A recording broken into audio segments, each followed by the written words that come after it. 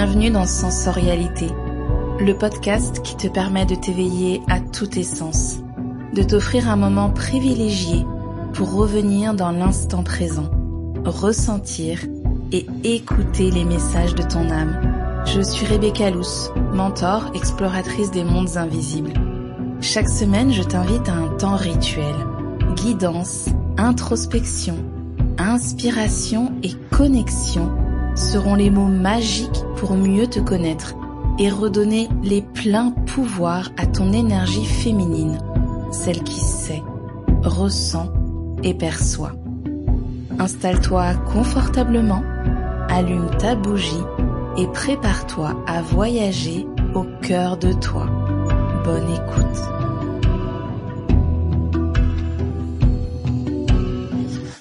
Bienvenue dans la guidance pour ce mois de juin. Ça faisait longtemps que je n'avais pas enregistré de guidance de façon ici collective pour vous, pour la communauté, pour les auditeurs qui êtes là, pour toutes les personnes qui suivent ces guidances et ça me met en joie.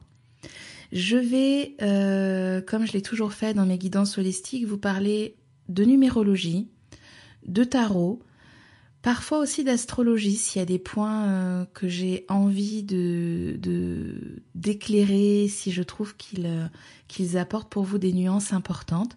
Je vous donnerai des conseils et dans l'ombre du podcast, je vous proposerai pour aller un petit peu plus loin quelques questions à se poser ce mois-ci si vous voulez entrer en introspection, si vous avez envie de descendre, je dirais, d'un étage en dessous. Pour ça, je te le rappelle, il te suffit de cliquer sur le lien dans la description de l'épisode et tu auras accès à chaque accompagnement, à chaque document, à chaque petit en savoir plus de l'ombre du podcast. On commence par la numérologie. Le mois de juin, c'est un mois 6. 2024, c'est une année 8. Donc si j'ajoute le 6 et le 8, j'arrive au 14 que je vais réduire, puisqu'en numérologie, on va de 1 à 9, au chiffre 5. Le chiffre 5 vient nous parler de changement. Mais aussi, et je trouve que c'est extrêmement raccord avec sensorialité, il vient nous parler du corps, il vient nous parler de nos sens, il vient nous parler de ce que nous ressentons, ce que nous vivons dans le corps. C'est vraiment un chiffre qui nous emmène à transformer, à vivre les choses justement dans notre corps pour laisser aller des choses, pour en ressentir des nouvelles. Il y a vraiment cette capacité à venir ressentir dans son corps. Donc évidemment, si tu as suivi l'épisode précédent sur la sensorialité, si ça n'est pas le cas, je t'invite à aller l'écouter. Tu vas te sentir bien embarqué dans ce mois de juin. Le tarot. Donc je l'ai dit, le mois 6, le mois de juin est un mois 6 qui correspond à l'amoureux. Si tu as une vision du tarot de Marseille, tu peux tout de suite te projeter l'amoureux. Si ça n'est pas encore le cas, je vais te décrire un petit peu la lame, mais tu peux aussi mettre en pause, aller chercher sur ton téléphone ou ton ordinateur un visuel de la lame de l'amoureux pour mieux comprendre ce qui se raconte dans cette lame. L'amoureux, c'est une lame qui nous parle de choix. Il y a un personnage qui doit faire un choix. Et ce choix, c'est un choix qui ne se fait pas de façon anodine. Si vous regardez la main qui montre, c'est une main qui montre le cœur. C'est une main qui montre que le seul choix que tu peux faire, c'est un choix que tu peux faire avec ton cœur, avec tes émotions, avec ce que tu ressens à l'intérieur de toi. Ça va être important sur ce mois de juin que tu fasses des choix qui ne sont pas forcément raisonnables ou forcément avec la tête. Alors oui, je sais, c'est plus facile à dire qu'à faire. Moi aussi, parfois, c'est ma tête, souvent même, c'est ma tête qui voudrait contrôler, qui voudrait me mettre en sécurité. Mais ces choix-là sont des choix qui nous restreignent, sont des choix qui vont t'éviter de vivre la grande vie, la grande expérience que tu as envie de vivre au fond de toi. Ce mois de juin, il est engageant. Quand l'amoureux arrive, il y a vraiment cette idée que je suis un peu coincée, je suis un peu en butée et je ne vais pas réussir à m'en sortir. Soit je vais revenir en arrière, je vais revenir dans mon passé, je vais revenir dans des schémas précédents, soit je plonge et vraiment, je t'invite à venir écouter ce que ton envie, ce que ton élan à l'intérieur de toi te dit, même si ça te paraît un peu fou, un peu déraisonnable, que ça te paraît manquer de raison, manquer de structure. C'est vraiment ce choix du cœur qui va être celui qui va te porter au mois de juin. Ce 6 dans une année 8 nous amène au 14. 14, c'est la tempérance. La tempérance, c'est cette femme habillée d'une robe rouge et bleue qui nous montre vraiment l'harmonie de notre énergie masculine et féminine. C'est cet ange incarné avec ses ailes de chair qui fait circuler les fluides. Tempérance, elle vient ici nous parler d'équilibre du yin et du yang, du faire, de l'arrêt, du donner et du recevoir, du haut et du bas, du rationnel et du moins rationnel, du tangible, de l'intangible. Tu l'auras compris, elle vient vraiment ici nous parler de toutes nos polarités. C'est un mois où tu risques d'avoir l'impression que tu ne sais plus où tu vas, que tu ne sais plus qui tu es. Ça va être intensifié parce que ce mois de mai avait déjà cette tonalité-là. Et tempérance, elle va nous amener à remettre du mouvement, à sortir peut-être de quelque chose qui est trop cloisonné, trop rigide, pour refaire circuler des énergies. Je t'en parlerai dans les conseils, mais ça va vraiment être important quand Tempérance est là et qu'on est dans son énergie, de s'autoriser aussi peut-être à faire du drainage, à refaire circuler, à mettre du mouvement, mais je t'en parlerai un petit peu après dans les conseils. Qu'est-ce qu'elle nous dit encore, Tempérance ? Elle nous parle de notre connexion au divin. Tempérance, elle a cette connexion entre la terre et le ciel. Elle a cette fleur qui pose sur son chakra couronne, qui vraiment nous donne une forme de boussole, qui nous parle de l'importance, la nécessité de ne pas oublier d'où nous venons. Et comme je te l'ai dit dans l'épisode précédent, nous venons du ciel, nous venons du divin, nous venons du subtil. Avant d'être un corps de chair, nous avons été une énergie qui s'est incarnée, qu'on l'appelle l'âme, qu'on l'appelle l'étincelle de vie, qu'on l'appelle ton énergie divine. Après, c'est une question de vocabulaire, mais c'est cette énergie qui voyage à travers les différents espaces temporels, physiques, et qui à un moment va s'incarner pour vivre une expérience dans la matière. Et Tempérance, elle vient vraiment être cette passerelle entre justement ce monde très incarné et le divin. C'est comme une initiatrice qui nous aide à prendre cet envol, à relier ces différentes parties de nous. En astrologie, je voulais souligner que le 25 mai, Jupiter, cette planète, la plus grande planète, cette planète qui nous parle d'expansion, parfois aussi d'exagération, de chance, celle qui vient booster un petit peu des éléments de notre thème, de notre vie. Jupiter est passé en Gémeaux. Le Gémeaux, je vais donner 2 polarités qui font partie de lui et qui sont du coup celles auxquelles on va aussi être connecté. Qu'on ait du Gémeaux ou pas dans notre thème, on va tous passer sur un plan social par ce transit collectif. Le Gémeaux va amener de la légèreté. Après, une forme peut-être de lourdeur qui a pu y avoir avec le Taureau et avec toutes les thématiques en lien avec le Taureau, avec le manque, avec l'argent, avec la matière, avec l'ancrage, vraiment cet élément de terre extrêmement dense, lourd, puissant.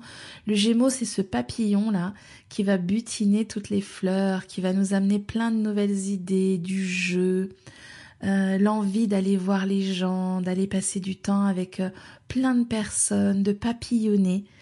Mais attention, le Gémeaux, c'est aussi l'éparpillement. Et tu seras peut-être sur cette saison, surtout si tu as déjà beaucoup d'air dans ton thème, tu seras peut-être comme polarisé vers cet éparpillement où tu ne sauras plus où tu vas, où tu ne sauras plus qui tu es. Et ça va vraiment t'amener à ramener de la structure, à ramener de la terre, à passer dans ton corps, à faire des choses avec tes mains, à modeler, à jardiner, à faire ton pain, à construire des choses avec tes mains pour que justement cet éparpillement ne soit pas un frein pour toi, mais que ça devienne quelque chose d'inspirant, quelque chose qui vient mettre de l'air dans tes idées, mais que ça ne devienne pas une foule d'idées qui s'envolent parce qu'il n'y a pas d'ancrage, il n'y a pas de point d'accroche. Je te donne un petit peu les dates aussi des lunaisons de ce mois-ci pour te donner un petit peu la temporalité sur le plan astrologique. Il y aura donc la nouvelle lune en Gémeaux le jeudi 6 juin et la pleine lune en Sagittaire le 23 mai. On est ici avec l'axe Gémeaux-Sagittaire sur l'axe des apprentissages, de la communication, des transmissions. Donc ça peut vraiment être un mois où tu vas pouvoir te focaliser peut-être sur soit des nouveaux apprentissages, des nouvelles transmissions, mais aussi peut-être sur ce que toi tu as à transmettre. Est-ce que c'est ton chemin? Est-ce que c'est quelque chose qui te parle de transmettre, d'enseigner? Quelle est l'expertise que toi tu as et que tu aimerais apporter, partager? Quelle pourrait être ta contribution dans ce sens? C'est aussi un mois où on va peut-être être invité à revoir notre façon de communiquer. Alors ça peut être communiquer dans ma sphère familiale, dans ma sphère sentimentale, dans ma sphère professionnelle, peut-être aussi ma communication sur les réseaux, si j'ai une présence sur les réseaux. Tout ça peut être un petit peu remis en mouvement dans ce mois de juin. Alors ça va déjà commencer avec l'entrée du soleil en Gémeaux et avec la pleine lune le 23 mai, mais ça va se poursuivre sur toute la lunaison de la nouvelle lune en Gémeaux qui aura lieu le 6 juin. Donc on va être à cheval sur ces deux énergies. Je termine par les conseils de ce mois de juin. Première chose qui me vient, c'est vraiment de t'offrir ce mois-ci de drainer tes énergies. Qu'est-ce que ça veut dire? Ça veut dire qu'il y a de l'accumulation d'informations, il y a de l'accumulation de toxines, il y a de l'accumulation de mémoire. Alors, on peut drainer sur un plan énergétique et faire un soin énergétique, mais moi, ce qui me paraît vraiment nécessaire ce mois-ci, c'est de travailler dans le corps physique. Ça peut être un drainage, donc tu peux faire un massage drainant. Tu peux faire un massage en shiatsu pour vraiment venir travailler sur certains points.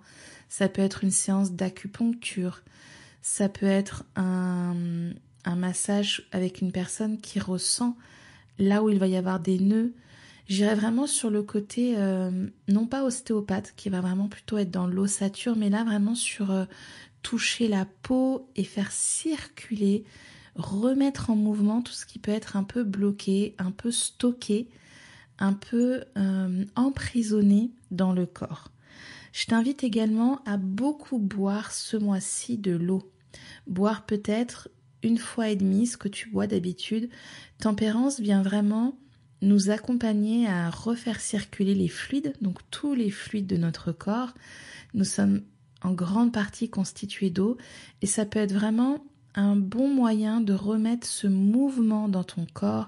Et lorsque tu le remets dans ton corps, il se remet aussi en mouvement à l'extérieur, puisque ce qui est à l'intérieur est comme ce qui est à l'extérieur, et ce qui est à l'extérieur est comme ce qui est à l'intérieur.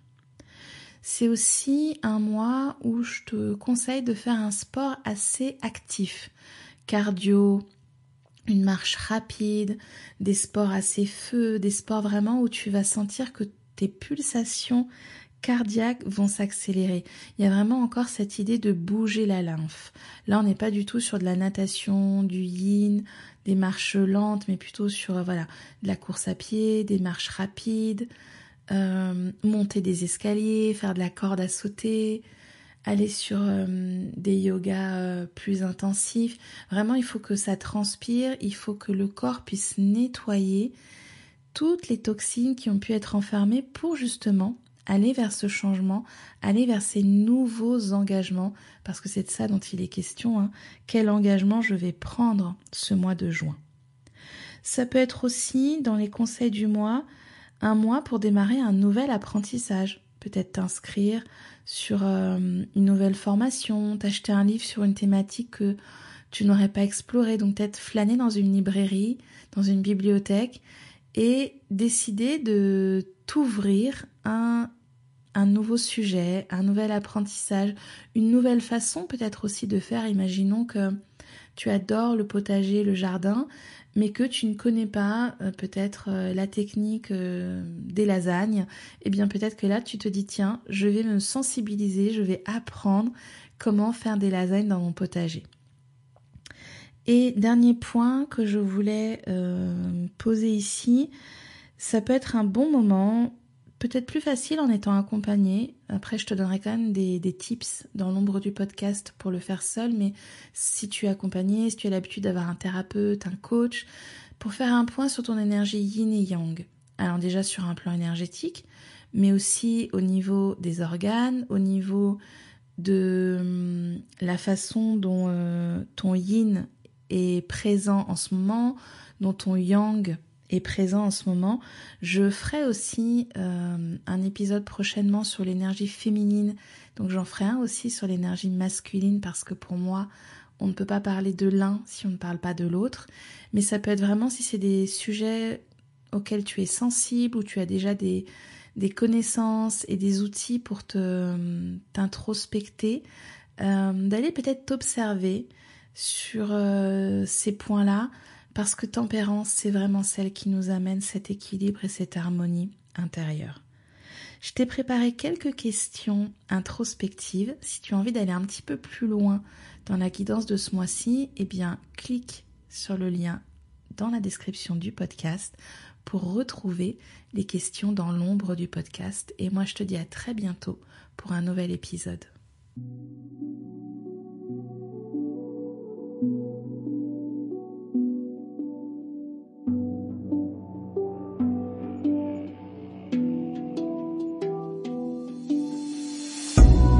Maintenant que tu es pleinement connecté à ton énergie féminine, offre-toi un temps à l'ombre du podcast pour ancrer et déposer les messages, les ressentis, les perceptions qui ont pu te traverser. Si tu as apprécié ce moment, je t'invite à faire briller sensorialité avec des étoiles, des petits mots doux sur ta plateforme d'écoute préférée ou sur Instagram, et à le partager à une personne chère qui pourrait elle aussi profiter de ce précieux rituel.